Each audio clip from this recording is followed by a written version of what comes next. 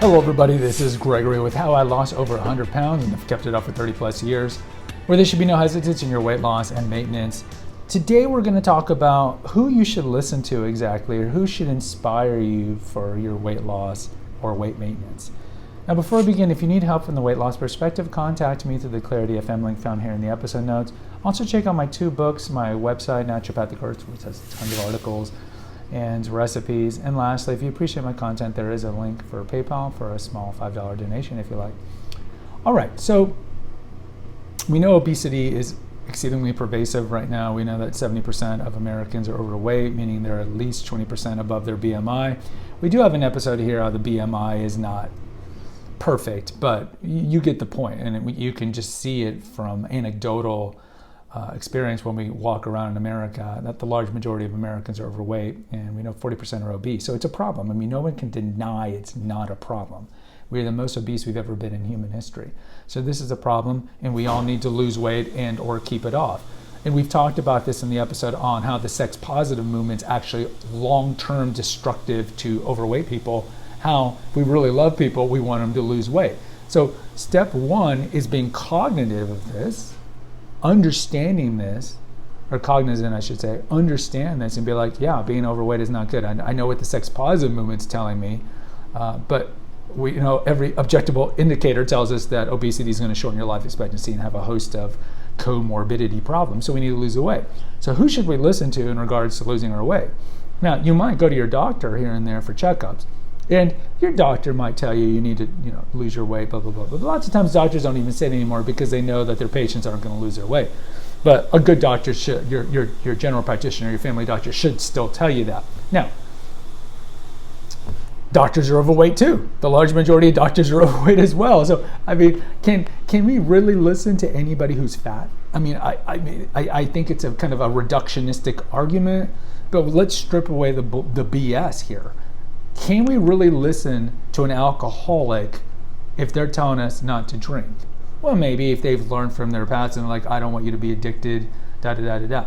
But in general, if someone's overweight, whether it be a doctor or your dietitian or somebody like that who's considered a medical professional, but they don't practice what they preach for whatever reason, maybe they have childhood trauma, they have disordered relationship with food, they let go, then how cogent is their argument if they themselves are not practicing what they're preaching?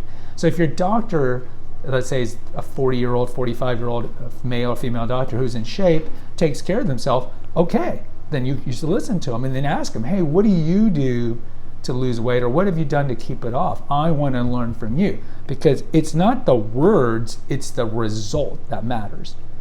Let's look at your family. There are going to be loving people in your family, maybe your spouse, maybe your kids, maybe your parents. Like, you need to lose the weight, you need to lose weight, like my parents did when I was younger. Go to the Confessions of an Obese Child playlist. But look, if they're fat, like, it's the same thing. Like we talk about in the episode, and the intergenerational trauma and obesity. It's like, well, how strong, how can I listen and your argument have any credence when you yourself are not practicing an abstemious lifestyle, you're not practicing an aesthetic lifestyle, you're being gluttonous, whether it be in drink and food and so forth. So you're telling me to do better things, which I get it is out of love and charity, but you yourself are not doing it. Again, you look at the results and you look at the action, you don't look at the words.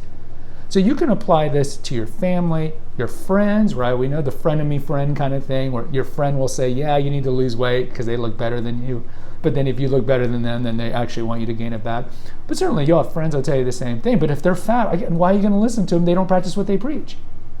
Then let's go to your trainer, right? Your trainer, most trainers are like 21 and fit. But I've seen trainers at the gym that are old and overweight or just overweight. And I'm like, why would I be wasting my money on a trainer who is unhealthy?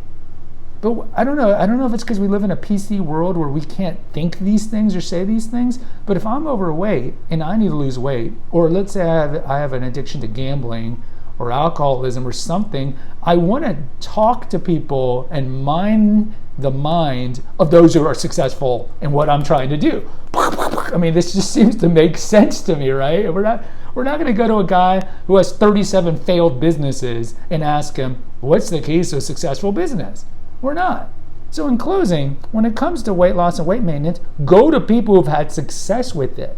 Maybe there aren't a lot of people that have had success with it because we have pervasive morbid obesity, but at least go to these people and don't listen to the advice of people who don't practice what they preach. And certainly don't listen to what I've talked about as the puritanical purists who maybe lost 10 pounds and they'll say the only way to lose weight is you got to remove dairy, or you got to remove gluten, or you got to remove nightshades, or you got to...